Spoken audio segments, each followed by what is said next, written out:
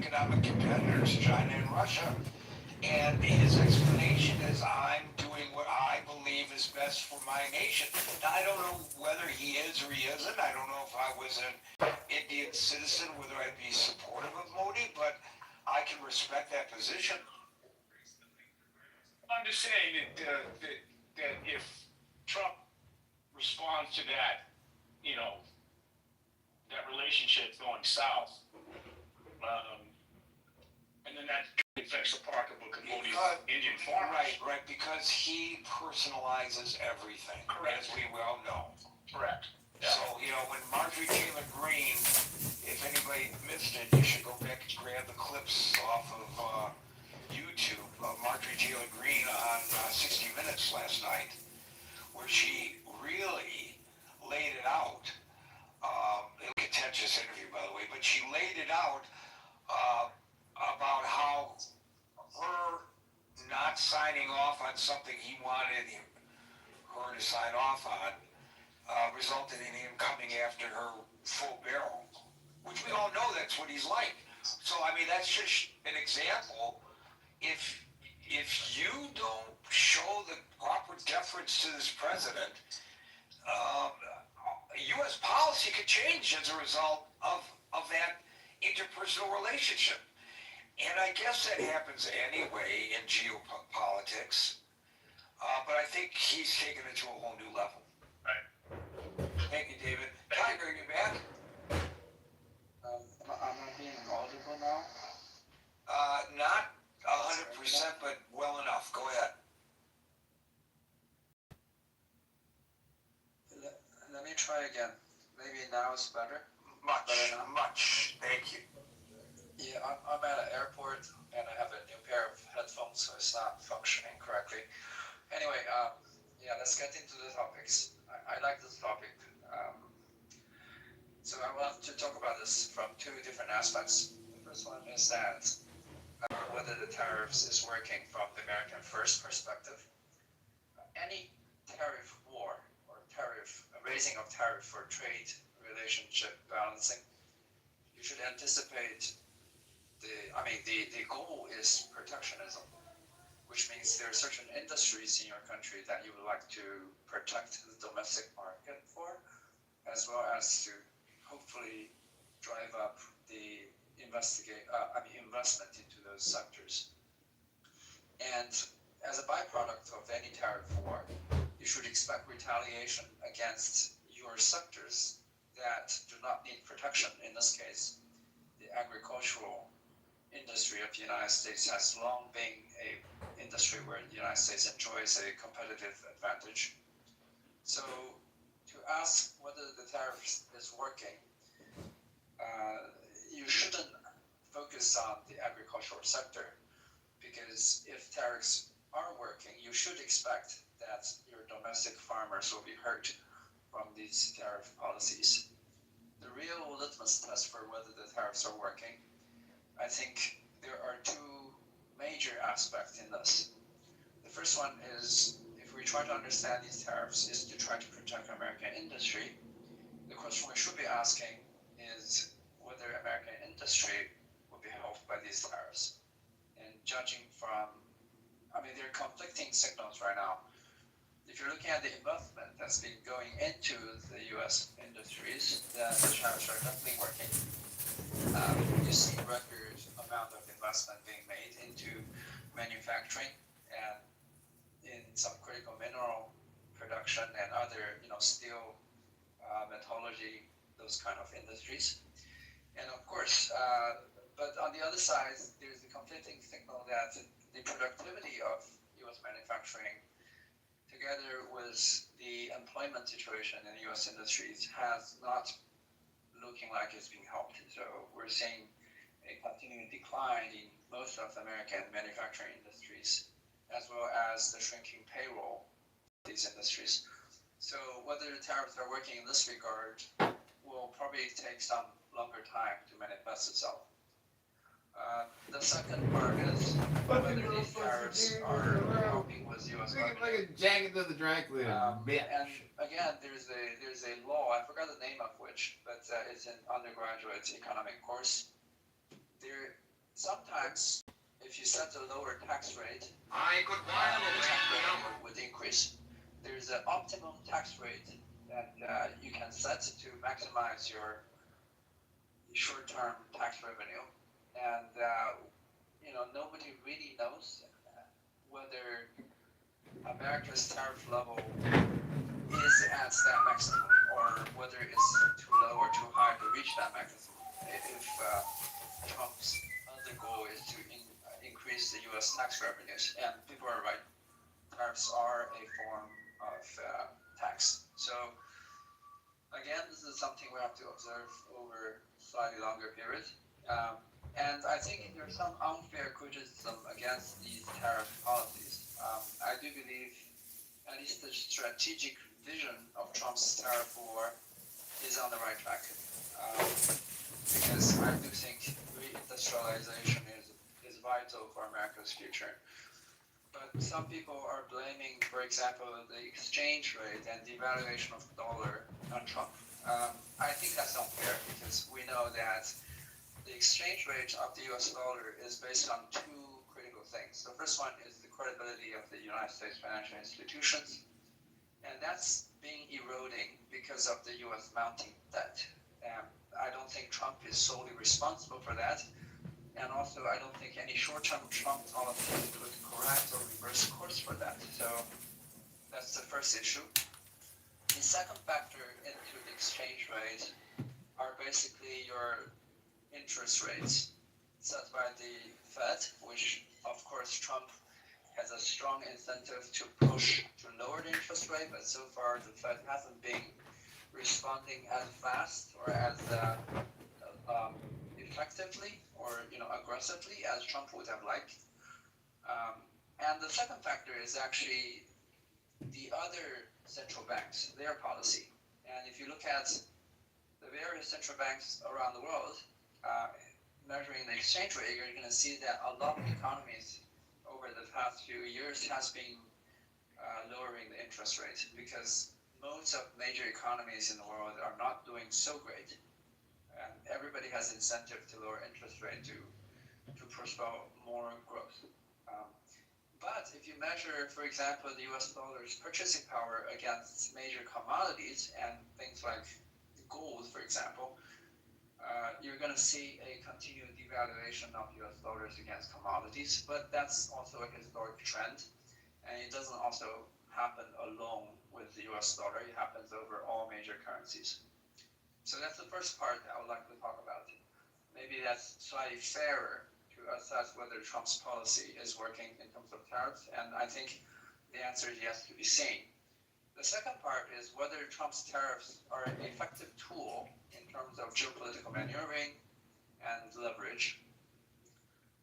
And I think it's a yes and no. Many people mention, because we're talking about soybeans, many people mention China. And China is in a very unique position when it comes to US foreign policies, because from the Chinese perspective, people understand tariffs as a simple tit for tat, as a raising stakes on, for example, a poker table. People in China look at tariffs How do the Jews answer this shit? of leverage, which is if, for example, the US starts to They restrict don't have an interest Chinese in import. it. Would China They have just don't answer it. They have shit ton of money. Why are you US, guys for example, criticizing start to another limit when you guys are the amount the of most soybeans, scattered or religion? make it more difficult You don't for China understand. or forcing China to have I'm so sorry, but what? Yeah, that's absolutely fine. Just be quiet. China to Hold on. have alternatives to satisfy soybean Yes, remember that's what we're Yeah, talking about. just be Clearly, quiet. the agricultural goods is not a very high barrier to entry industry, right? As people are pointing out, the global supply market for soybeans is quite abundant. Yeah, You have Russia, you have Brazil, Argentina, and many other markets were able to supply soybeans Because within the because of garage, vast amounts of arable land, which is actually why the United States enjoys they such were a explaining the competitive advantage incarnation. on agricultural goods. So Now, in that since sense, the soybeans is one of the areas that the U.S. has a very Just in different case leverage you over were like China. run into these serious problems and shit, you know? Look at other industries, for example, Report, over the past decade, you can see that U.S. did enjoy quite a bit of leverage over China. But that has been still waning over time because China, as a result of these tariff wars, Hello, hi Knuckles. domestic semiconductor industry and to a great effect. What So up, all Johnny these boy? tariff wars Hello. being used as leverage against China, What are you doing, I Joe? would say is I'm that waiting for my Trump's cheese decision pizza with to garlic, big, medium Yes, well. Are you listening to Tom? I'm listening to Tiger and the Gary Baumgarten bullshit show with Marshall Fagan, Stinkin' Rankin, that fucking faggot in his cheetah jacket. That aspect of Trump's tariff war has been an abject failure. However, if you take China aside and look at all those vassal states, by that I mean the allies that Trump has been negotiating these trade pacts with, you can see that they Wait, have John, been did you see great that success. Amir's gonna For remove it? example, the European I'm Union, blocked on all these Korea, accounts. I'd have to go Japan, downstairs. really? I gave you access to and new many accounts. other I know, but those countries. actually don't work that long, and those numbers don't always work. No, they work long. Okay, so you gotta scroll down a little bit and get an older number, because the new numbers, everybody's trying to use them at the same time. Yeah. Oh, I see. So just scroll down a couple There's of days back or even a week. It It was like a week old, nobody used this. Well, Clubhouse has a way to detect that those numbers are no good numbers. No, so the reason you get kicked off is because somebody's trying to sign into So it. in that front, Once I you're already think on. So once you're already on, they get a verification code, it has says it, been but a it picks major you up. success. So It's if kinda you like put old that school in a like larger DSL, you know? perspective, Dick sucking lips? coupled with Yeah, DSL, like very somebody few picks up the phone while you're on the internet and it kicks you off the very internet. fresh new report on U.S. Did you hear what I strategic said? focus. One of the Yeah, announcements it's like made by the recent report is that the U.S. Well, is I don't really care who I'm not really recording phones anymore because whenever I do that, people complain against my YouTube accounts and then YouTube takes action. its relationship with. But recording audio isn't a problem. But recording the PTRs is a problem apparently. Limits of its effectiveness. So I think. And it's all pointless anyways. I mean, Marshall Rankin is a fucking loser. It is not able to continue to force China into a. Like I said, why don't you ever go to critical thinking forum and But voice your opinion to Gary Baumgarten and Stinkin' Rankin? Oh god. Make my stomach turn right now just thinking about even on that. They kick me every single time. No making fun of Marshall Stinkin' Rankin.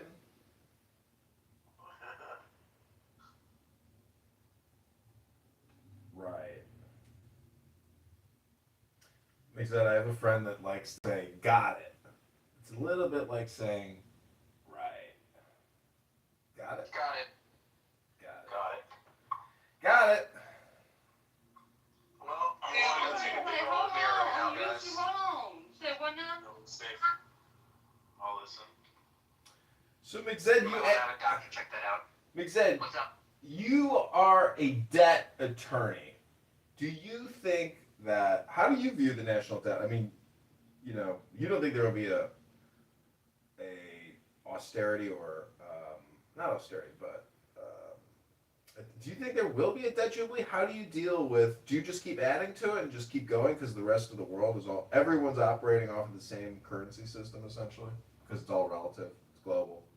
Meaning like, we're not a banana republic yet, but if we do become a banana republic, other current banana republics will just become super banana republics. I think that debt is a certain kind of a social problem. Mhm. That it's part of social cohesion. People rely on each other. They have faith and trust and credit with each other. But that naturally humans err more than they succeed. So even though we try to secure debt, we want every debt to be repaid, they don't. And I think the measure of like a civil society is how you deal with bankruptcy. Bankruptcy itself being like a protection to avoid the debtors' prisons they had in like Victorian England. That's like one insight. But there is just like a broader macro problem of all the debt accumulating and continuing to roll over. So I really do hold by a jubilee. I think they tried to do with it by like a stimulus. They tried to do a more convoluted solution. They said like, oh, there's too much debt, so just give people more money. That'll devalue the debt by recycling the money. But the truth is, you just need to cancel the debt, which, again, is a legal issue. The only way debt gets recovered is because of the court's recognition of it.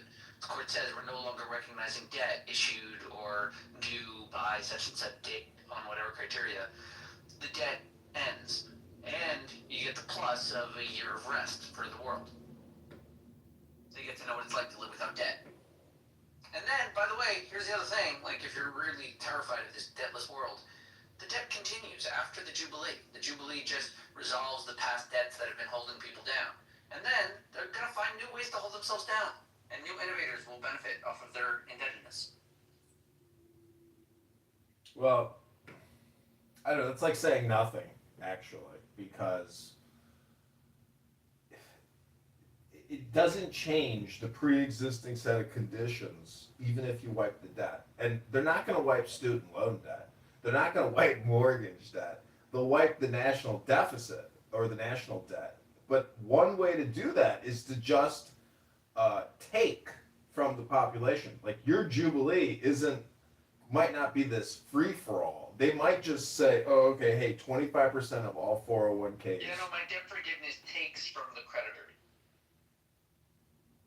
The creditors anticipate returns. That's what they're trading on. That's the value that puffs them up. I would be devaluing them. I'd say you thought you were going to get $1 million, billion, trillion over the next 50 years. Turns out you get zero, and you have until 2 years to leave. Okay, so the U.S. stock market, total market cap of all stocks combined, let's say it's 200 trillion, and let's say the total debt that all those corporations hold, let's say it's 50 trillion. I don't know these numbers, just top of my head. And then you have all the private loans, all the student loans, all the mortgages, all the credit card debt. So my point is if you cancel, let's say, $10 trillion in debt, you can expect $10 trillion in the stock market plus in market cap to immediately disappear. So it always comes out basically in the retirements. And so it's not what people think it is. The debt jubilee will just mean that the people who thought they had a retirement have less to spend in retirement. That's all it really means. And then everyone is debt free. I forget that. No, not everyone is debt free. This is just a negotiation to keep it going day to day. No, I'm saying, This doesn't in a simple jubilee, all the debts end. So, right. But that's thousands of years ago in a. Debt. Apple has cash reserves, but Google's debt, Facebook's debt, Twitter's debt, your personal debt, credit card debt, mortgage debt, student loan debt. All of that debt becomes a legal non-reality. You can no longer collect on it. It results in a stimulus to all of the Got it. debt service. Right. Got it. But the thing is, you're making an all or nothing statement, which basically means nothing, because if there is some type of What all or nothing statement? you're saying all the debt's wiped away. That's an all or nothing statement. That's how laws work. I get it, but you're applying this to every corporation, etc. This is going to be a very specific. Corporations exist by simple rules like this. I get it, but if the U.S. government ever takes the steps to nullify debt, it's a very specific program, just like all these acts and all these programs. So your fantastic comic book Bible version of a debt jubilee, as I said earlier, means fucking nothing. Got it? Right. The American debt forgiveness policy has not been done. What they want to do is up for grabs. And yes, I have a pitch. Forgive the debt.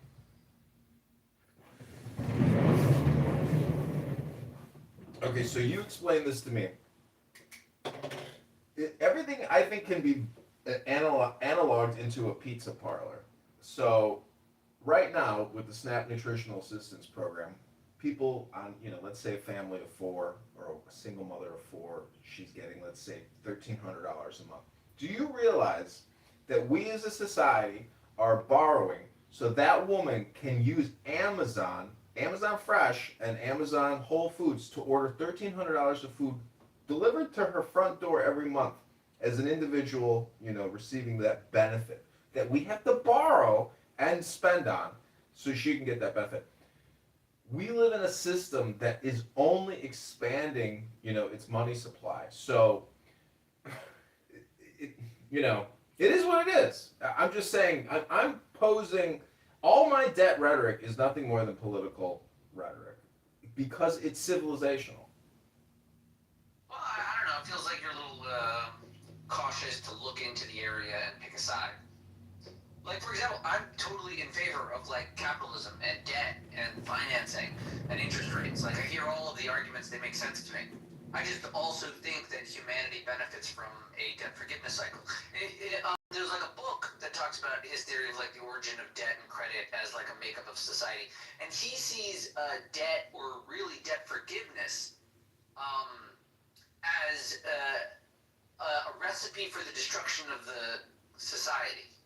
That when the people, the farmers, or whatever, like, far-off villages, find the debt burden too large, they allow in enemies. They're no longer loyal to the sovereign that's supposedly protecting them and that they owe money to. If the sovereign results in an indebted populace, the populace, much like in America, invite in the aliens to change the regime.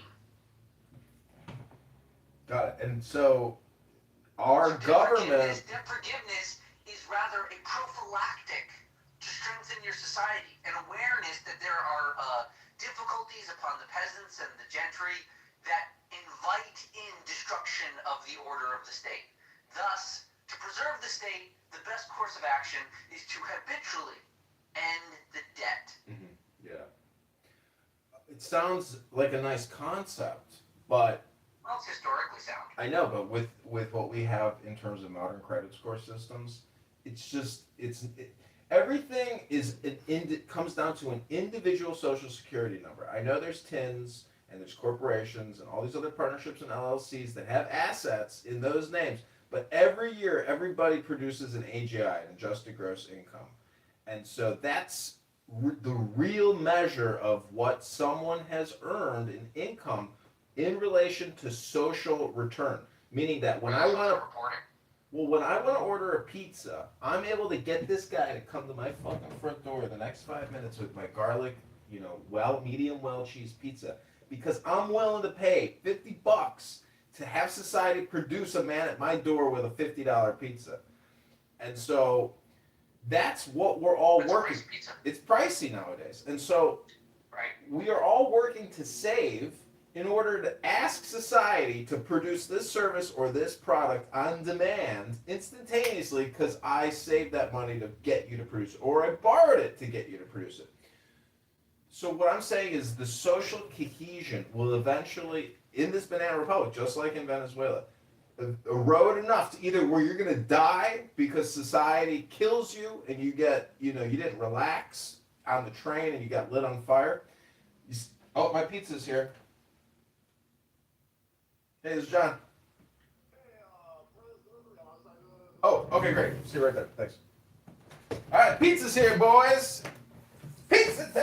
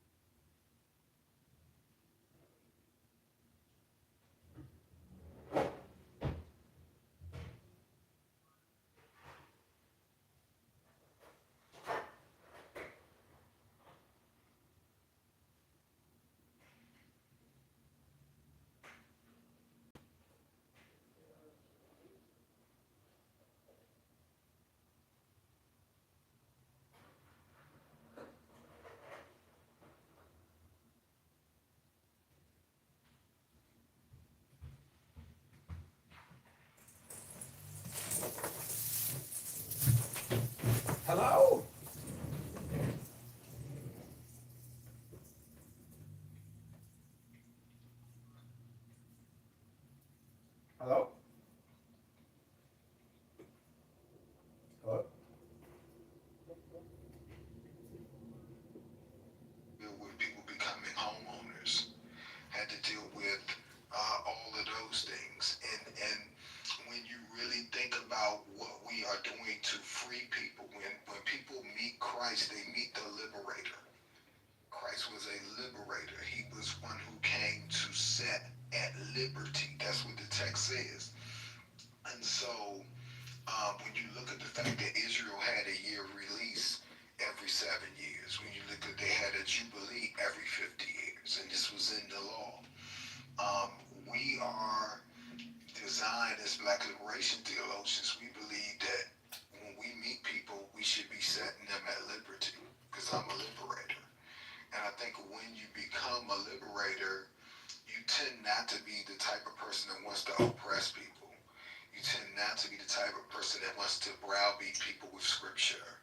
You tend to be a person who is very much involved in being able to get people free. So that's what it is.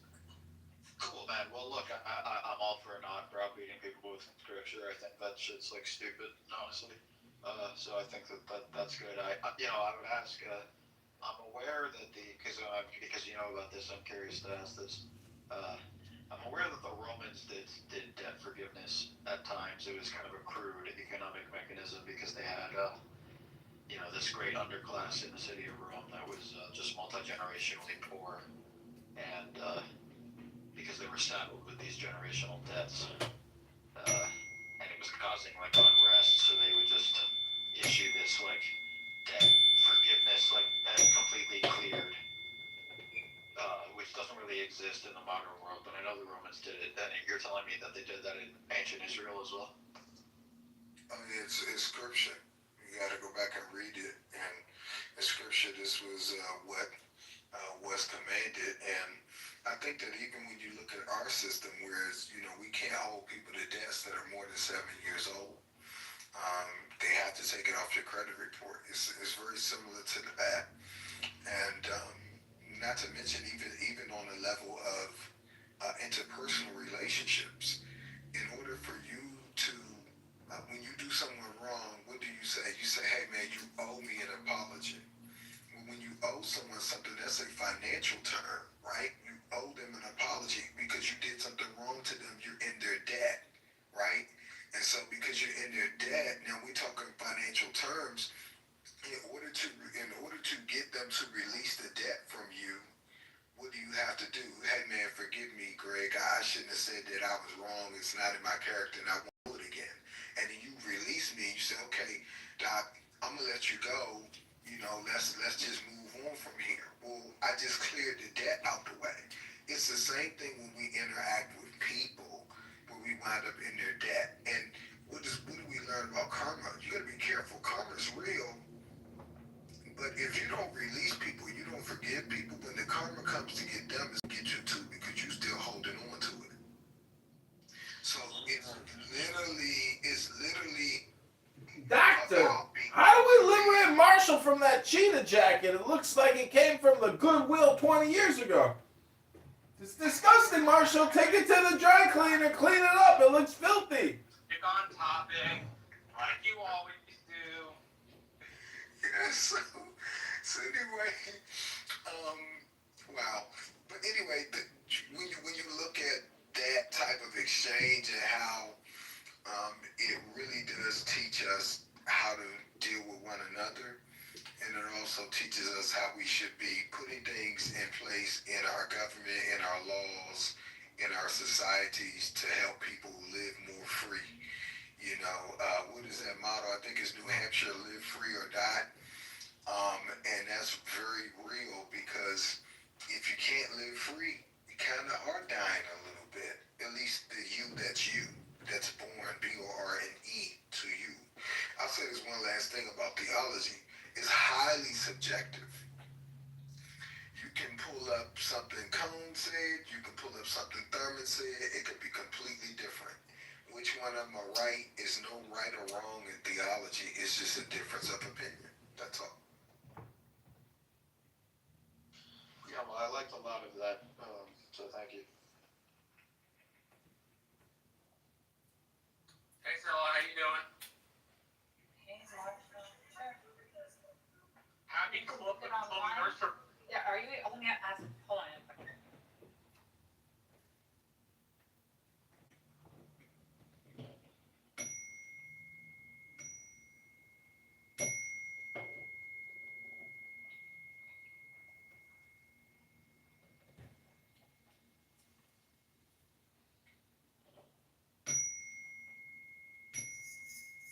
Sorry, I'm at work in the library. I'm almost done.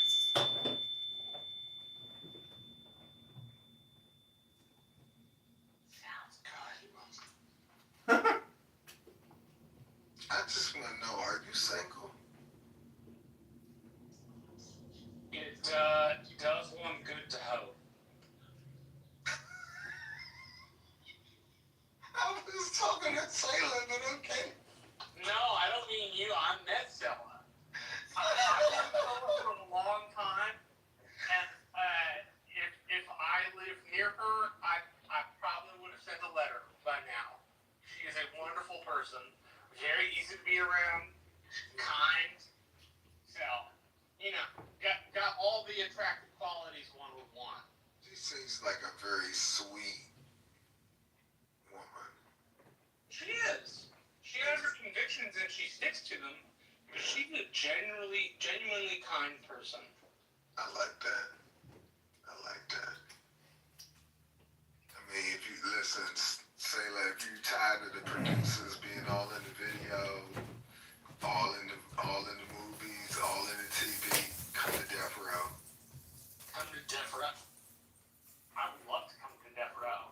I don't have anything to do. I could maybe do a podcast. Being on Death Row Records would be like a dream come true of mine. I'm not joking. So you listen. You I had to throw that in there because of the Diddy documentary, right? Wait, so Marshall, are you okay?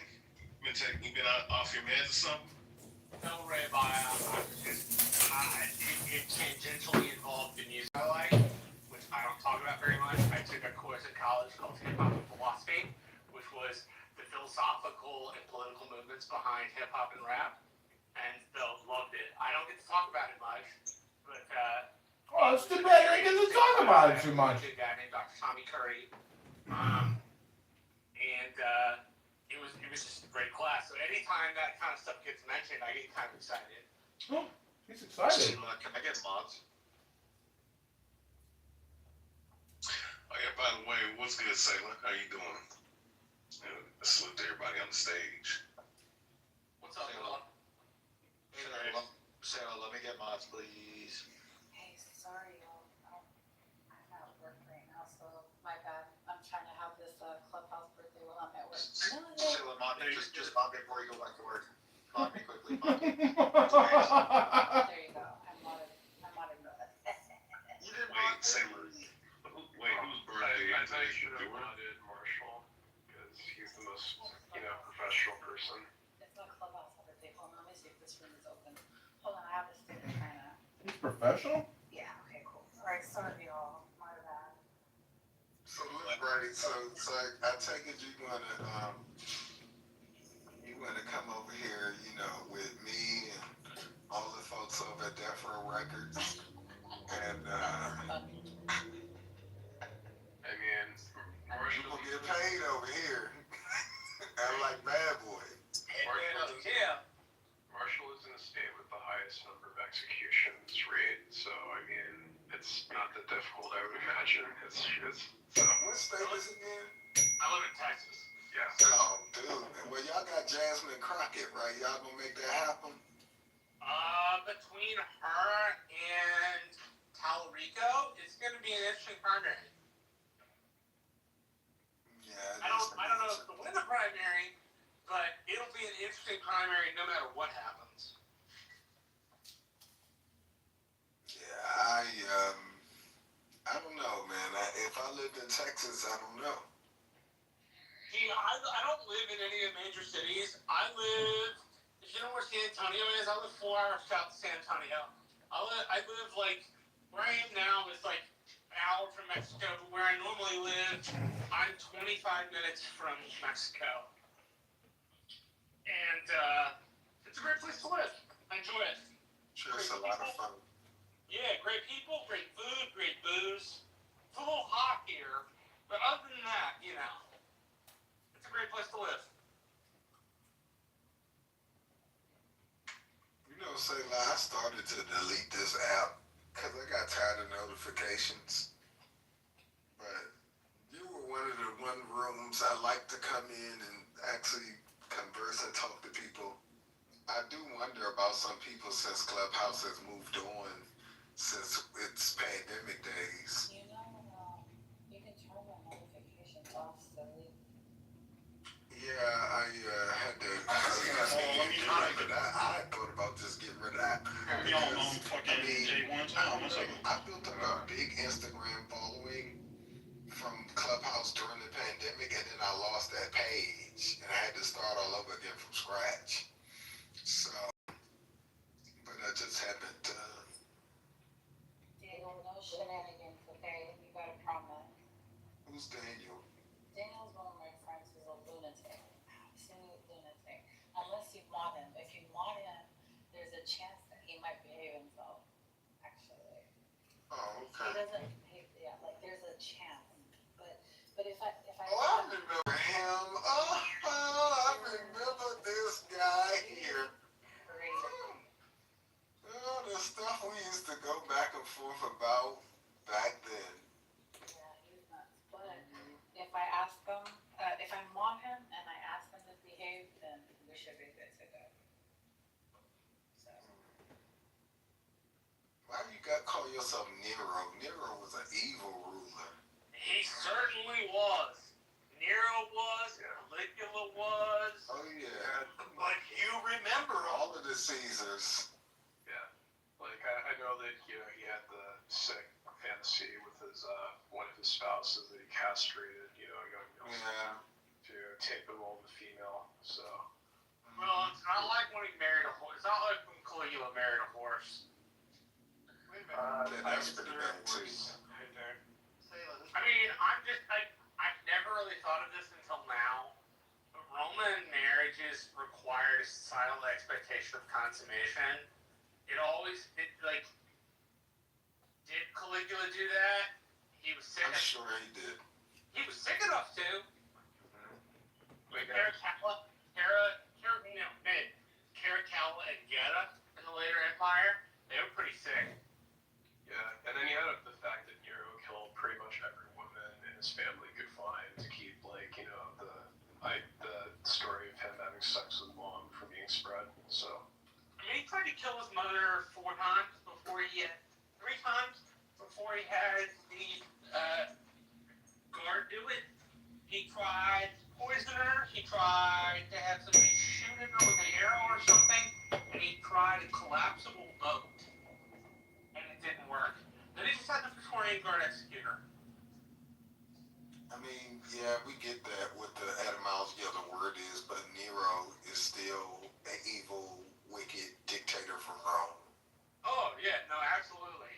You could never hear the word Nero without thinking Rome burns and Nero fiddles. Yep. He was crazy. All those people that I mean, it's interesting though. You get like all the negative reports and histories where like they make their enemies seem worse, but yeah, Nero, like it was written by his own contemporaries. He was pretty fucked up. yeah, it was. Like it's not even like the shit like you see in 300 where it's like, I mean, they antagonize, like you saw in the movie 300, you would think that the Persians were, just completely, dominant for, imperialism specifically. I like 300. That was one of my favorite So films. overrated, I think. I mean, it wasn't for the special effects, it wouldn't have gotten to the charts. I mean, I just like the fact that he said, "This is Sparta," and he kicks the guy down the well. Overused meme. Yeah, I mean, it's pretty cool to me. Hey, you know what's really funny? The king that's in Sparta, the Persian king that looks like a monster, is the same king from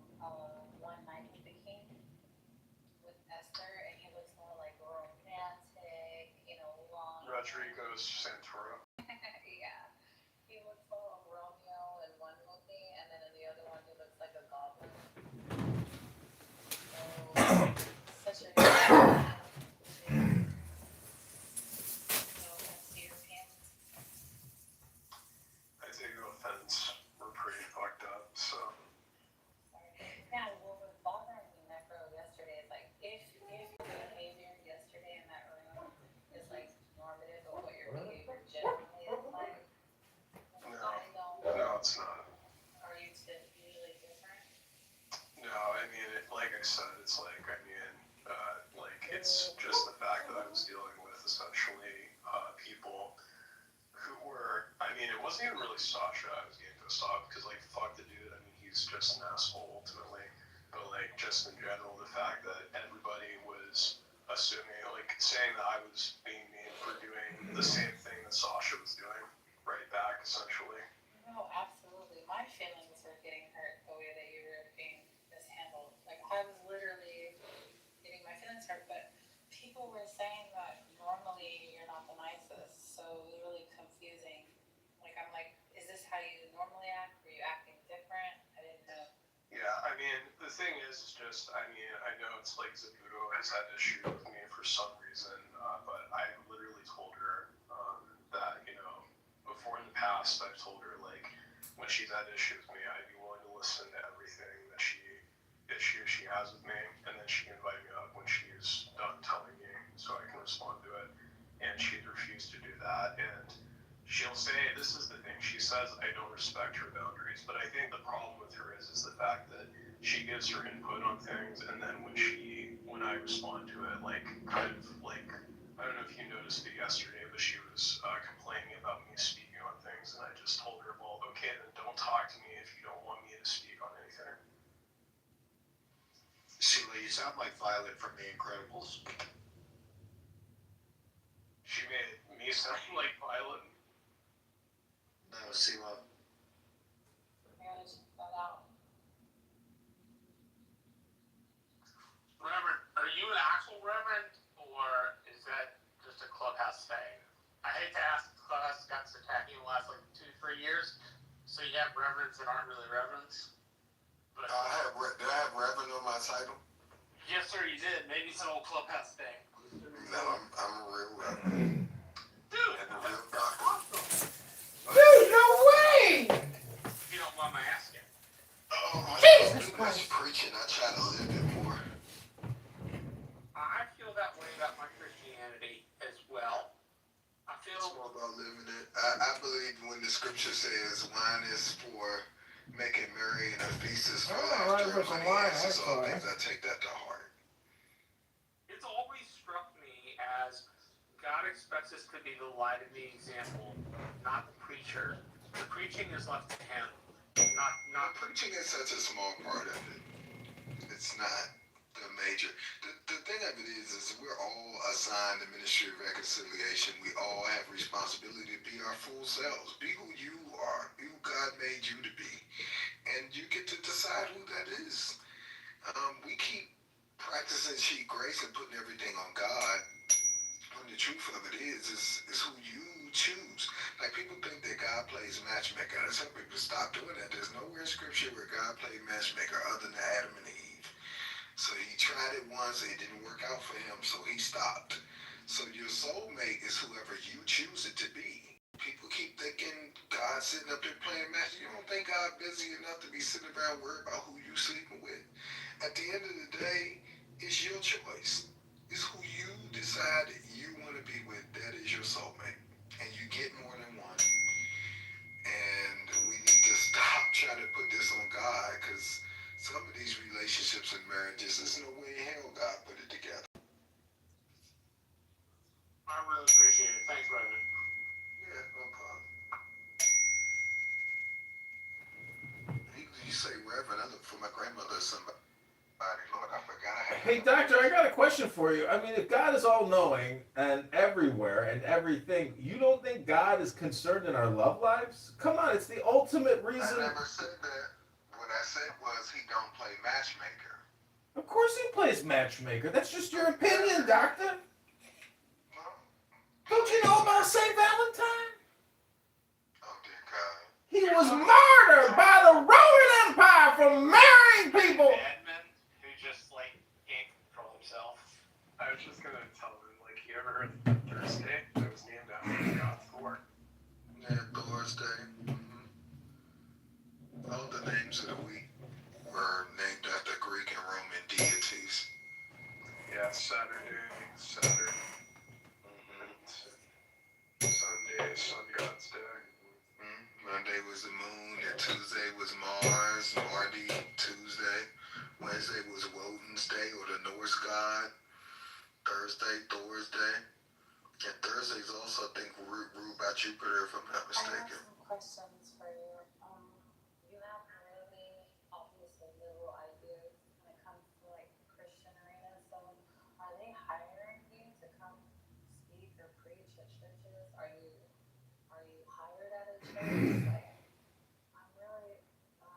So one of the reasons why I don't complete my seminary is because I already know that my views are gonna kind of make me an anathema. Is it anathema? She's an anathema. So like, what's the point of doing this when I already know I'm gonna be rejected by the majority? Unless I open my own, I guess, Universalist church, but I feel like I could do that without the credentials. But anyways, are people hiring you is what I'm asking you. No. Honestly, there's not much money in ministry. I do better doing government contracts and helping small businesses win work. I do better, advising and instructing, and I'm actually working on a podcast right now. That's due to air here next Podcast, week. you say? And Working on it right now. it's going to be about finances, faith, fitness, family, and contracts, government contracts. Do you have a female correspondent yet? I don't. How many people are on the podcast? It's just going to be me right now. What's the name of the podcast? Forward progress. Yeah, I picked that particular name because in football, when you get the first down, they'll try to pull you back and say you didn't make it. Say, no, you can't stop them from getting the first down. They got it by forward progress. I think for a lot of people, they put in a lot of effort, a lot of energy to making their lives what they wanted it to be, and somehow they get pulled back or snatched back. I'm like, no, man, we're going to help you move forward and progress, and that's really what it's about. It's an old campaign slogan I use for a couple friends of mine who wanted to know what they should make their campaigns about, as they call it, forward progress. So that's what we're doing. I think there's more advantageous to stand in their pulpit preaching, because most people aren't really even going into churches nowadays, and they just don't pay preachers enough for me. Guys, you guys, hear me out. You may Full time pastors, and they make hear me out, $24,000 a hear me year. out, guys. You may stick up for her now, but trust me, when she turns on you, she's gonna make the same accusations like she's doing to me right now. You'll see. She's an evil girl. She's an evil So girl, that's the problem that I have with it. It's just like, come on, man. Like, you gotta pay those loans back from seminary unless you went free. And Howard University is not cheap at all. Well, I think you're graduating from Howard University with the theology. You hear us using that PTR now. That's my point. But you chose $23,000 because with a theology degree from Howard, you could be a chaplain and make way more than that. You can go into chaplaincy for sure, but you ask if people were like bringing me to the church and hire me out and all that. It's just not enough money for me to do that. To be honest, it's not enough money. I make more money going to talk to groups about how they can turn government contracts into income for themselves. So, I've had people offer me asinine amounts of money to come speak, and I turned them down. Your theology degree in the first place. Well, honestly, the truth be told, I only went to seminary because the AME Church would not ordain me without an MDiv. Big integrity, big Otherwise, bald. I was content with my Mr. MBA and my Baldo. master's in public administration. I didn't necessarily need the third degree. Or the fourth one, for that matter. Mr. Baldo. Congressman Baldy. Go ahead, Echo. Yeah, I just also wanted to say I really do apologize. I did not mean to misgender Sasha. It's just, it's something that I do. Need to work on. Yes. Yeah. A lot of people struggle to remember pronouns, so I get it. I just wanted to know if you were doing it. Hey, who else did me to sleep with a You trans? seem pretty sincere enough. Oopsie. Yeah. Well, I mean, that's one of the things, to me, the only reason. How people come up, it's my birthday. It's my clubhouse birthday. I'm just teasing. Go ahead, Nico. Yeah, I mean, in general, the only reason I stayed in the room last night was because I saw that, you at the very least were able to see through essentially what I was going through. You don't have to apologize, Necro. Be comfortable with your life's decisions. John, Necro, what was going on with you last night? Talk to me.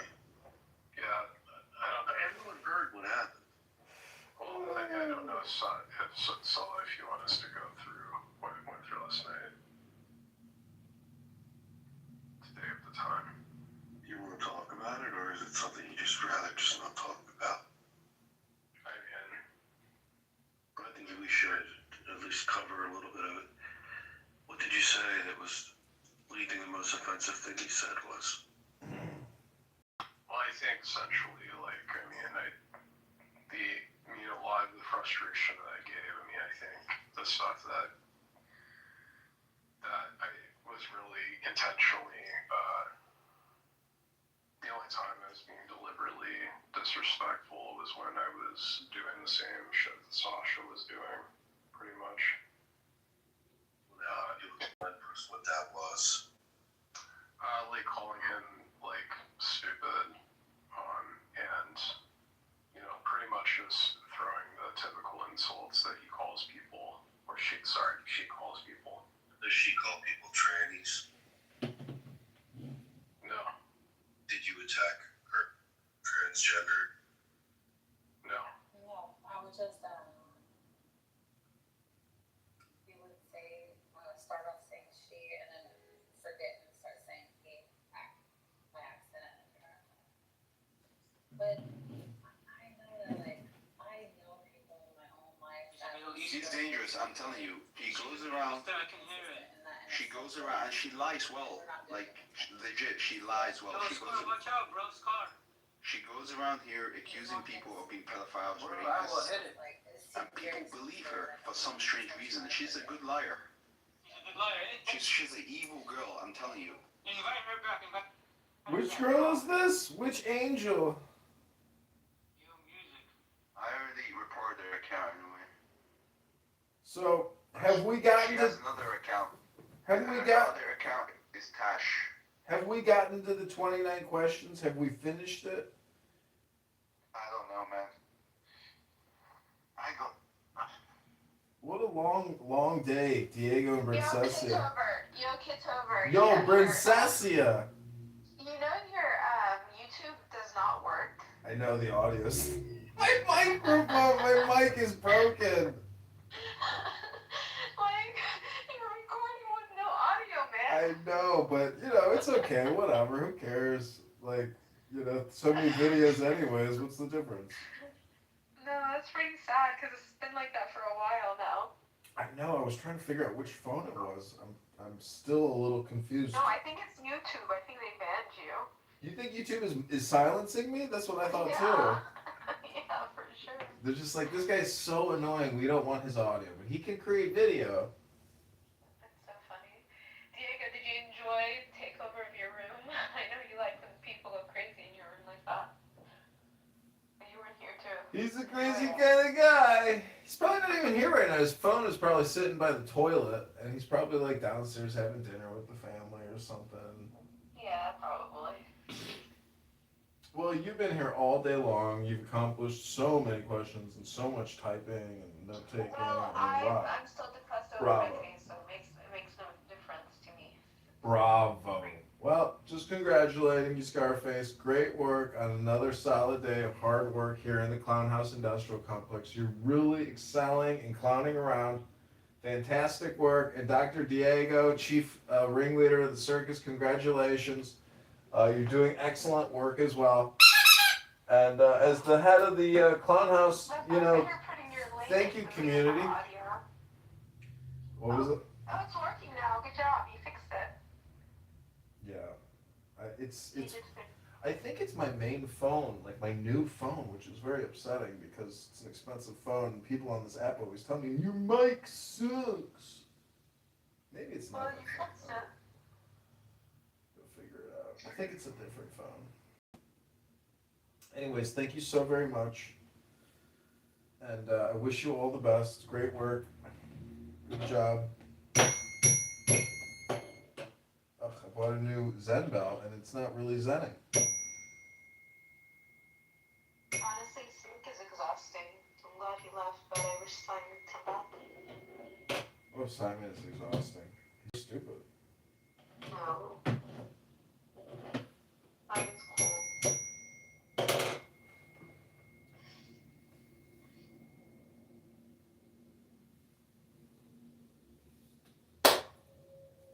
That's not Nick, to be clear. No, it's not an ambush, Nick, but I think everybody understands. I'm literally reading an anecdote that you revealed on your podcast. It's you that's put it in the public domain. I know. I'm simply asking you whether my assessment of that, which is that your father didn't want to take you to certain restaurants because of what you referred to as NASCAR drivers. Race.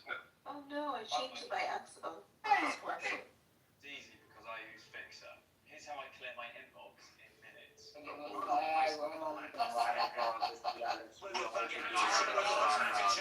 African Americans in that instance. So, Like I said, I think everybody knows what that is. My name's Tracy. I'll engage with and I'll defend my father from the charge of racism. Sure. No, my parents are not racist, and they've never been racist.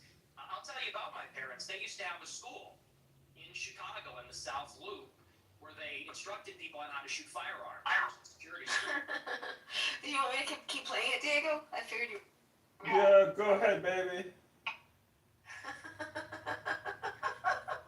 You're so retarded. Most of the clients were black. And I believe actually one of their clients was Larry Hoover's son at one point, sort of a funny story. And so most of their clients would come in from the south side of Chicago. My grandmother, she grew up in the projects of the city. And so my family, being in Chicago, being ethnics, being Italian, Irish, Mexican, and the west side on Taylor Street, all over the city. My family for many generations have lived near and around black people, and look, my views about black people and their views about black people are shaped with experiences with black people. And what they will tell you, what my parents would say if they were here, is that for many, many years, the older generations of black people were very respectful, very humble, very decent. In fact, my grandma used to have an anecdote. She grew up in a lot of dysfunction. Her mother was mentally ill, and they would be having dinner in the projects, and there'd be so much chaos and dysfunction and disagreement and fighting. And she would look across the way out the window at a black family in the other apartment, and they'd be holding hands around the table saying grace. And this is sort of the culture that used to prevail. But now what you have in the city is that there's no accountability for the black people. And now Chicago has become a complete dump because these teenagers go out and they take over the city. They call them teen takeovers. That's the euphemism for it. They're teenagers, but they all come from the same neighborhood. They drive up there and they mug people and attack people and they destroy cars and destroy shops. We had the Festival of Lights a couple of weeks ago. It's supposed to be a family event. And they light up the trees, and they, there's a big parade. I was in the parade one year, and you had a bunch of black people there shooting each other. 7 people shot, a 14-year-old killed in the Magnificent Mile. And I know there's a lot of black people that feel the same way about this. They say, we've lost control of the city, and we're looking for accountability. we have a lot of black people that are always outraged about racism, outraged about attitudes from white people, but they're never ashamed of some of these behaviors, never ashamed of some of the things that go on, and that's why I think there's a lot of negative attitudes these days. And so, again, I think those attitudes, you say I'm a product of my environment, I am, and so are my parents and my grandparents. Unlike you, because you're not even American, in Chicago, we have to live in a big, diverse city where there's a lot of different kinds of people, and I think anybody in Chicago will tell you the same. I live in London. It's one of the biggest and most diverse cities in the world. But it's not the same. Well, actually, it's a big, diverse city. The only difference is we don't have the gun violence because we don't have guns. That's a whole different story. I don't want to get into that with you. I have got into that before. You got a knife problem. You got sword problems. We have problems with Aladdin. We have problems with violent crime. I make no pretense of it. So the idea that somehow I'm cosseted in London because I'm not in Chicago. I didn't say that. Well, you kind of implied it, but I guess my point about the environment, I'm not saying you are a product of your environment. I say most people are in some capacity. When I read that anecdote, it's just to remind you, it's not something I have put out there. You told this story, right? And you said that you said this. We're looping. You said this. No, you haven't really directly, I think, responded to it, which is whether your father would not take you to certain restaurant chains because he associated them with black Americans. Is that true? No, well, see here, if you're in America, you would say that Olive Garden is not real Italian food. Applebee's, TGI Fridays, this stuff is a load of crap. My dad was just a food stop, but no, it's got nothing to do with that. My best friend in first grade was a black guy. We're not a racist family. So. Okay, so when you told the story, I'm just curious. So when you told that anecdote, which clearly on the face of it is racist, right? You're basically saying your father made racist decisions about where you would go as a family to eat. Should we fast forward? Well, I'm just going to ask you a question. You told that story. What did you say? Let's just listen to it. Okay. Didn't mean to infer that he was racist. And do you understand why when somebody like me reads that anecdote for the first time, as I did this week, I reach a different... Scotty! Well, I understand what you're doing, which is a sort of making of a murderer. How did he become racist? Well, his father didn't eat an Olive Garden because he said that's not real Italian food. Hang on, can I... I'm literally reminding you of something you said on your show, which led me to conclude certain things. I'm wrong, tell me. Yeah, it was said in jest as a humorous anecdote, and now you're trying to spin it into a narrative, which is his parents are racist. He comes from a long line of racists. And I think everybody knows, my parents are boomers. And these people come, well, you're a boomer, I guess, too. And in a way, right? You were born in 19, yeah. So you're a boomer also. Or maybe you're a Gen Xer, I suppose it's sort of on the cusp. But it's a humorous anecdote. These are kind of the attitudes of baby boomers in society, but you're trying to spin it into a narrative, which is you're a product of your environment, your dad's racist because of this joke, now you're a racist, and I don't think that's a fair characterization. Okay. People can make their own minds up. They can go back and listen to you say it. I mean, the beauty of what I'm going to talk to you about in this interview is that almost all of it is just going to be reminding you what you have said and asking you what you meant. Your position about that story is that it was a joke. Okay. I want to come to something else you said. This is where you talk about Jews, women, and blacks. This is something. Child. Apologize for the commercial. Stop wearing so many layers to go outside and get the bears. They're always coming up with, no, it's not the Jews, no, it's not women, no, it's not blacks. It's actually really complicated. No, it fucking isn't at all. Jews are running society, women need to shut the fuck up, blacks need to be imprisoned for the most part, and we would live in paradise. It's that simple. Okay. Would you like to clarify what you meant there? That's all true. That's 100% true. Everything I said in that clip is true. Including that blacks need to be imprisoned for the most part.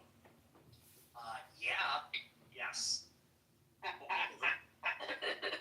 No, for the most part. What does the most part mean? What percentage of American blacks would you like to see in prison?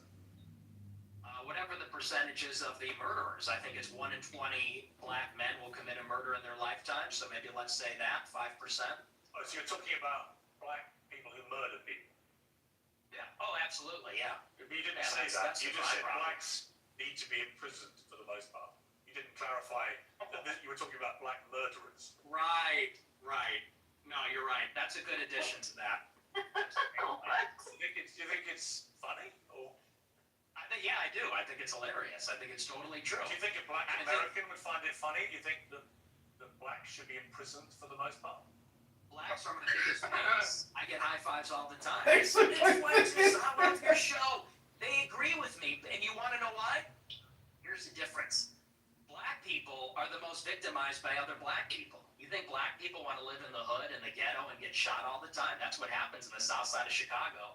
You should come here. I'll take you there. We could go to Garfield Park. My son went to Chicago University for a year, actually, several years ago. Yeah, that's a bubble. You think you're in Chicago and Hyde Park? You don't know Chicago. Go a little bit west, see what it's like over there. And I'll tell you, black people agree with me because they're tired of it too. And maybe not most of them, but a lot of them agree with what I say about that because they know how it is. That's why the first thing they do when they make a little bit of money is they go and leave to another neighborhood. Okay, so are you a racist? Yes, I'm a racist. Black men who commit murder in America, what was the percentage you get? It's 1 in 20. 1 in 20. It's 1 in 100. No, it's 1 in 20. No. Less than 1 in 100 black U.S. men commit murder. That's the most up-to-date crime statistics in America. That's not true. I've seen other statistics. They say 1 in 20 will eventually commit a murder. So your rate means that you're saying that 5 times as many black men commit murder as the official crime statistics say. Yeah, there's a report, I believe, on X by Data Hazard. I'll have to go and double check that for you. But yes, there's some pretty shocking evidence that says that it's far more alarming than you would think. Okay, but you would accept that the official crime statistics are 1 in 100? Or you wouldn't accept that statistic? I don't know. I don't have it in front of me, but I've seen other evidence. Like I said, Data Hazard on X, I believe, produced a report about a year ago and said 1 in 20. But, I mean, whether it's 1 in 20 or 1 in 100, that's a lot of people, Piers. I mean, Sure, this is a lot of white people commit murder too. Well, they do, don't they? Okay, but it's about proportionality. I mean, white people are 65% of the population, blacks are 13%. And I think anybody would tell you that more black people proportionally commit violent crime than white people, and people vote with their feet. People would rather pay a much higher property tax. Most mass What's with the shootings. interruptions? I'm sorry. Thank you. I appreciate that. You know, you look at in Chicago, in New York, these neighborhoods are so stratified. People would rather pay a high tax rate. They'd rather pay a much higher property value to live in a less diverse, less black neighborhood because they don't want to live around the violence. And I think that when you look at even on the public transit, the subway, the blue line, you know, people don't want to go there because they know who occupies and menaces the public transit. It is these people like Daniel Penny had to deal with, people like Irina Zarutska had to deal with, and that's just the uncomfortable reality. You've also said you don't want to live near black people. Let's take a listen to this clip. I'm the new generation of white person. I'm not living around blacks. Sorry. You know, I want white kids, and I don't want my white kids bringing home black people to marry. It's racial for me. And call me racist. Oh, very Christian of you. I don't give a fuck. I mean, it couldn't be clearer, really. Unless you want to say that's another of your jokes, but you're basically saying, yeah, I'm a racist, aren't you? Yeah, I'm fine with that. You're fine with saying you're a racist? Totally. I think everybody's racist. I think everybody, if we're being honest, is racist. I think everybody, the only people that aren't racist or pretend not to be are white people to their detriment. Everybody else is racist. Earlier in the interview, you went really got aggrieved at the idea that your father was a racist. You wanted to make emphatic because sure my father's. He's not. Because my father doesn't share my same views on that. So he's the exception to the everyone's a racist. Well, everybody's a little bit racist. You're right. So maybe everybody. The difference is you're attacking my father. You know, he can get fired from his job. I'm not attacking your father. You are. No, I'm not. I don't know your father. And to be clear, I have no knowledge about him at all. Well, then let's leave him out of it. Let's leave him out of it if you don't know. Hang on a minute. You put that story into the public domain on your show. I'm simply reminding you of what you told everybody, millions of people, about your father. If you now want to retract it, fine. If you want to say it was a joke, which is what your position was earlier, fine. But I'm to you things you said publicly. That's not unfair. That's not me targeting your father. You put that story about him out You know there. what you're doing. You know what Yeah, you're doing.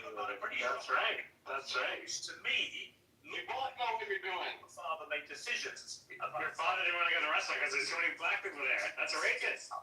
of people who worked at these places. If you say, or use them, if you say that is not what you meant, that's fine. You can respond any way you like. But the idea I can't ask you about it without you saying I'm attacking your father is ridiculous. Well, you are, and you know what you're doing, and there's a political culture in America where if you have the wrong views, you get fired from your job. And my father has a job. Well, then why did you call your father then? You charge him with racism. Exactly. And I'm put in a position where I don't look like I'm sticking to my guns. If I don't say my father's a racist, you're putting him in jeopardy, and he's not here to defend himself or explain his views.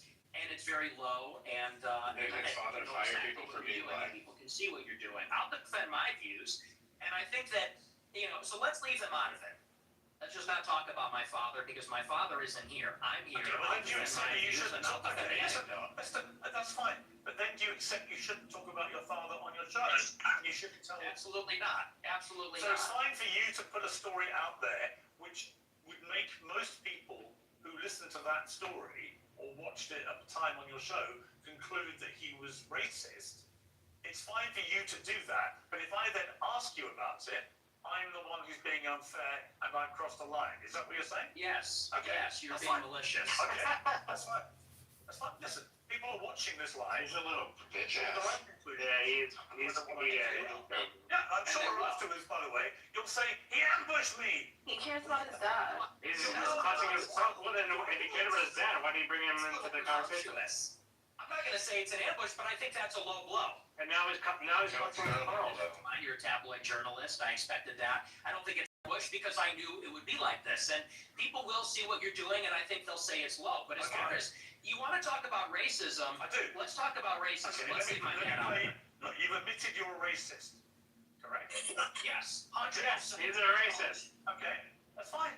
You're perfectly entitled in a free democratic society to stare down the barrel of his camera and tell me you're a racist. People can judge you accordingly.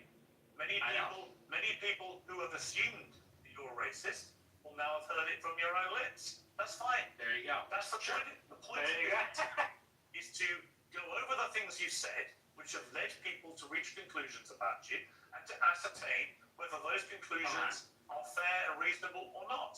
That's it.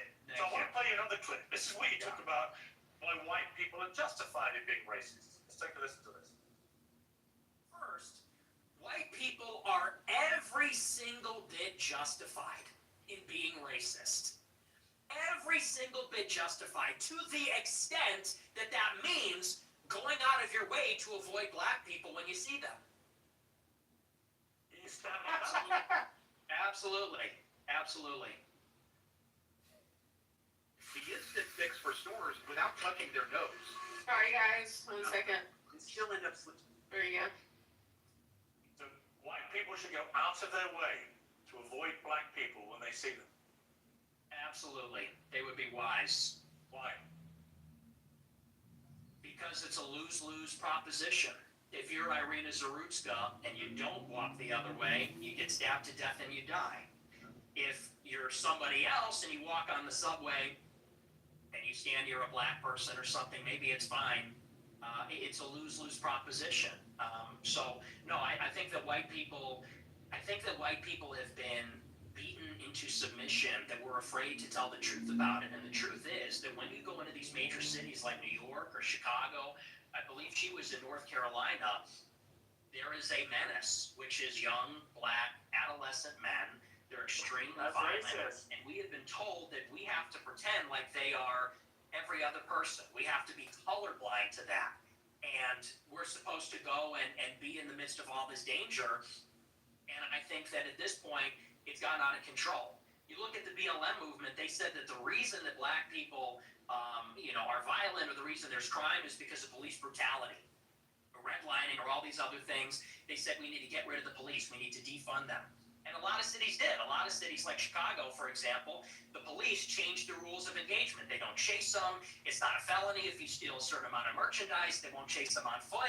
And now the city's totally up for grabs. And now, whether you're in the Gold Coast or whether you're on the Mac Mile or you're in the worst neighborhoods in the city, you might get shot, you might get mugged, someone might run up on you. And I tell my followers, it is better to be perceived as racist or racist and walk the other way and maybe keep your life than to say, I'm a good anti-racist. I don't mind that this person's making me uncomfortable. Maybe he's looking a little froggy. I'm going to sit down because I'm a good person and get stabbed, mugged, whatever. Yeah, that's like that scene in Training Day. Like the friendly stranger. There's a crew of them. They do this in Chicago. They stand outside bars. Brendan Fraser and then Salma Hayek or pretend to be a Sandra Bullock reviews across the street, remember? Because of the black people. Friendly stranger, and then they mug them. And stupid white people say, oh, hi, yeah, nice to meet you. You know, they grin, they laugh, they put up with the nonsense, and then they get mugged, or worse. Sometimes they get executed. And so as a white person, How do you feel about mass shootings at school? I think they're bad. Who do you think commits the majority of the mass shootings? I'm sure it's white people. Right. So how do you feel about that? I think that white people do more antisocial violence. I think black people participate in more gang violence. I think that's the difference. What's the difference to the victims? There's no difference to the victim, but it's a different kind of crime, and it's a different proportion also. Do you know what percentage of white people are school shooters? Per capita. I know that the vast majority of mass shootings in schools in America this century were perpetrated by young white men. And I'm And what proportion of what proportion? I'm curious whether your advice would be to people who have kids in Is schools. my mic working? Should they avoid white people at school? Should people with the kids at school avoid young white men at school? No. Okay. Do you know what per capita means? Do you know proportionality? There are more black people proportionally that engage in violent crime or are involved in gangs, especially in these major cities, than there are white people that are school shooters compared to the entire white population, and everybody understands that. Two-thirds of mass shootings at school perpetrated by white people. But what proportion of white men commit school shootings? That's the question. I've just told you, it's 60 or 65% of school shootings by white You're people. telling me what proportion of school shootings are committed by white people. I'm saying what proportion of white people have committed school shootings. Are you playing dumb or are you just not that smart? What's the difference? See, now you want to jump on the victims. The difference is you're asking, would you fear white people or black people? And that's the difference. The difference is What I'm saying to you is, by probability. your logic, if we now have agreed that the vast majority of mass shootings in schools are committed by white people and predominantly young white men, then presumably your advice would be to avoid young white men because they perpetrate these massacres. But it won't be because they're white, right? So are you playing dumb or are you actually dumb? That's about proportionality.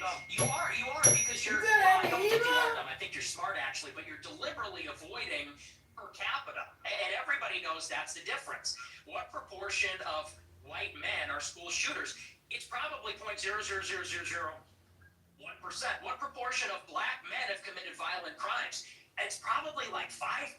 I guess I don't know what it is off the top of my head, but it's very high. And I would add to that, even as it concerns schools, why do you think parents pay a super high property tax to live in a school district where there's white people? Because they know that if they go to the black school, it's going to be the Bloods and the Crips. It's going to be gangs. It's going to be, you talk about school shootings. Nobody talks about all the school shootings that are committed by gangbangers in and around the school, and all the other violence that's associated with that. I mean, these schools in the south side of Chicago, it's just not. I have an answer for you, Nick. So the proportion of the population who carry out mass shootings is actually the same for black and white. For white people, the proportion of again, are you hearing it?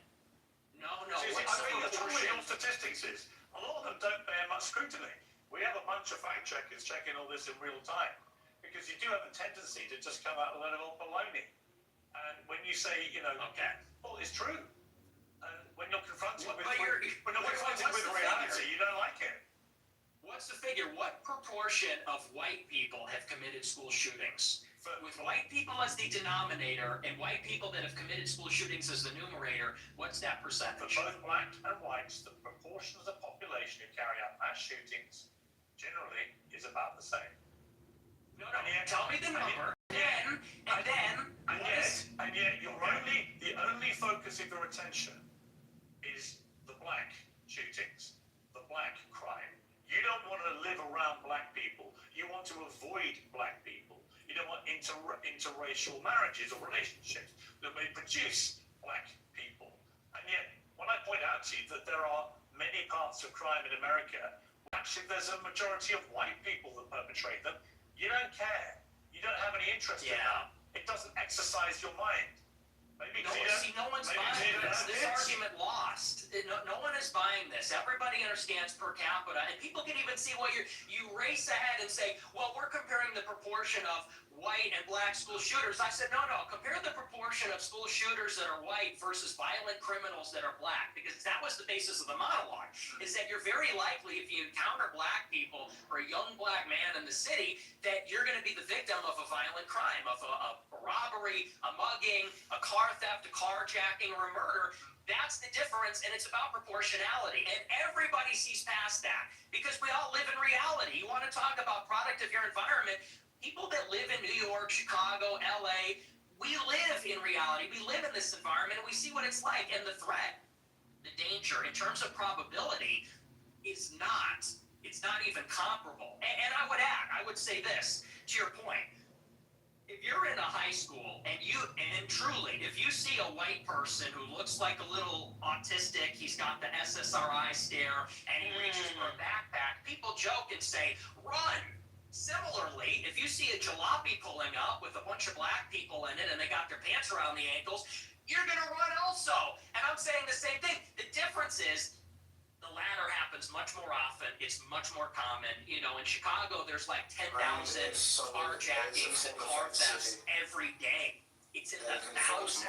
It happens all the time. How many mass shootings committed by autistic SSRI white people? I don't even know. I mean, it's probably in the single digits in the last decade in the city. That's the difference. And you're really just trying to carry water for liberal ideology. I can absolutely say black on black crime. There is way too much gun violence. Yo, I don't care. Shut the fuck up. Yeah, leave Simon alone. Leave Simon alone. It's indisputable. I've got no problem saying that. The difference is, I don't then lead myself into a thought process where I have to avoid all black people in case they shoot me. And you've already conceded that you are a racist. So when people hear you then say, He did say I'm a racist. So they assume you're doing that because of people's skin color. I don't think I can't be racist. I'm black. You're a racist. Simon is not a racist. He can't be a racist. He's just a French. You're separating two different things. The monologue, when I said I don't want to live around black people, that was after Irina Zaruska got shot, and it's true. I mean, they are largely in this city, in Chicago, the south side, the west side, huge criminal population, and I don't want to live anywhere near it. And I do. I want to live in a white neighborhood. I think that that's extremely desirable. And I think even black. Nick, you're perfectly entitled to that view. Why are we racist? But when you have obviously prefaced all this by saying, I am a racist, unashamedly, You're a racist. then people will assume that all your thought processes about all of these issues He can't hear you. to people based on their skin color, which is a personification of racism. Oh, it could be Well, true. it's not an aversion. I would say it's the opposite. I like my own people. My own people are familiar to me, and I think that's true across the board. I think that people seek out other people that are like themselves, and every other group does this, whether it's blacks, Hispanics, Asians. I get a lot of attacks when I talk about that I'm against interracial marriage. And what's funny is that every other group is against interracial or interethnic marriage. Jews, But you're the Chinese, product of an interracial marriage. Yeah, I mean, that's debatable. And Not overall, really. for the sake of Not argument, really. sure. No, you're the product of an interracial marriage, and your father is part Mexican. You're literally, For the sake of you're literally argument, the very sure. person you've just told me you want to avoid. What race is Hispanic? Is that a race? What do you think it is? I'm asking you, what race is Hispanic? Hispanic, of course it's a race. It's called Hispanic. It's a mix between two races. It's a mix between indigenous Americans. It's not and white, though, Europeans. is it? It's not white. Well, apparently you're more of a racial purist than me. You just a white neighborhood. You're literally from a mixed race background yourself. You literally have Mexican blood. I know, and I live in a non-white neighborhood too. I'm trying to get out of here, though. But I'm trying to get out. But here's the thing. Do you have any non-white friends? Genuine question. Most of my friends are non-white. Most of my friends are not. And non-white people love my show. How many of your friends are black? Many of them, like at least a dozen. Ye being one who you know, Sneeko being another who you also know. Yeah. So how do they feel when you say you just want to be away from any black people, walk away from them? Well, you know what Ye told me? I'll tell you verbatim what he said. That it doesn't come from a place of. You use the word aversion. That's the first thing I'll actually dispute. Okay. It's not an aversion on the basis of skin color, because that would seem to suggest it's like a stubborn, irrational bigotry. I don't consider myself a bigot. I consider myself a racial realist. I'm realistic about how the races are, and I speak provocatively about it. And I speak provocatively about our tribalistic instincts and tendencies as human beings. And I'm not a liberal ideologue that says that over time and with enough education, we're all going to see this great brotherhood where we're colorblind and everybody's the same. I don't think that's ever going away. I think that race is real. It's not just skin deep. It matters to us and it matters to each other. And black people know that, and Hispanics know that, and Asians know that.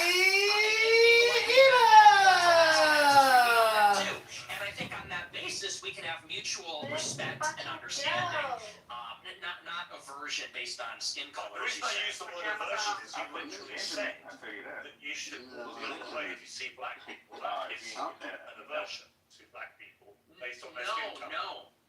No, that's called economy of information. That's economy of information. That's safety. And I said in the same monologue, if you watch it, it's like I feel sorry. The problem is you clip the 10 seconds. I don't know if you watched the whole show, but in that monologue I said, most black people are not violent or criminals. I said, and it's unfortunate that we're going to offend them when we turn and walk the other way. I said, but the problem is, we don't know. We can't tell. And someone like Irina Zarutska, she sat down in front of a black man with her headphones in and wasn't paying attention because she was being a good liberal and said, I'm not uncomfortable by this. I'm progressive. Then she got stabbed in the neck. And I said, it's unfortunate that you would have to sit behind the black man to be safe. And if he's not violent or schizophrenic, he might be offended by that. I said, but how many deranged have committed atrocious acts of murder in the last 10 years in America? Proportionally far fewer. But how many? How many? Do you know how many? You have a research team. You pull it up. I don't have it in front of me. You're honestly extremely exercised by that one story, which was horrific for the record. Absolutely horrific. And should never have happened. The person who perpetrated that evil act had a string of previous offences and should have been picked up more, and it should have been amplified more. I completely concur with all of that. But I just suspect you have no idea how many white people have committed similar crimes, do you? No, per capita. Fewer from experience. Because it's like you said. Well, and hang on, and I would add to that, Irina Zarutska wasn't the first one. That was also after Austin Metcalf was killed in Texas. Sure. After Perpetrated by white people. Let me finish my point. People don't do this. I'm not pointing you, the characters. It's of course, deranged white people commit heinous acts. But you don't either know, you neither know nor care, or maybe both. But Hello? you don't care. Hello? Only seem to be focused focused on black people who commit crimes. And again, if you hadn't prefaced the whole debate about racism by openly conceding you are a racist, I could really put the connotations into what you've been saying. Once you say I'm a racist and then you only talk about black crime, I think people can watch this and they can say, yeah, he's a racist. And everything that he says about crime is driven to the prism of being a racist. According to their skin color. Hello? Well, it's funny because it's quite on the contrary. Hello? And I said this in a similar monologue. You know, the problem is not that I wake up and I walk down the street and I see someone that doesn't look like me and it makes me angry. The problem is there's a pattern of behavior, which we've all seen. Blacks in America have become narcissistic, and they become narcissistic because they've been told they're victims of racism, they're victims of slavery. They've been told, really, there's no accountability. If they're rude, if they're inconsiderate, if they're criminal, they are told that they have no agency for their actions. They're being told, if you act in this way, it's because the white man did you that way. It's because the system's rigged against you. And so we have been telling black people this for a generation, and now there's no rules. Now they go, and what we hate to see as decent people, not even as white people, but decent people, even black people too, what we hate to see is rudeness, obnoxiousness, inconsideration, criminality, violence, and that's that pattern of behavior that we see all over social media. So just to be clear, you don't like black people who play the victim and are rude. Is that your position? I don't like that pattern of behavior. And you are narcissists. I see where this is going. Yeah, you're going to turn this around on me. Because when I said very clever. What black friends have you got? You said I am kind of black, aren't I? No, not that. You said, I'm not saying you. I'm just saying your choice of black friend is Ye, who is arguably the number one black victimhood narcissist in America. Do you understand the problem? So he's your friend. He's one of the very few black people you want to be associated with, but he's the epitome of what you just said you abhor about narcissistic black people. I disagree. I disagree with you. That's being racist of yours. If you've ever met him in real life. I have, yeah. Okay, well, then you know. He's nothing but polite, considerate. Well, he was very rude to me the last two times I interviewed him. He's a supreme narcissist, and he's also... You keep interrupting me. You're very rude. Are you black?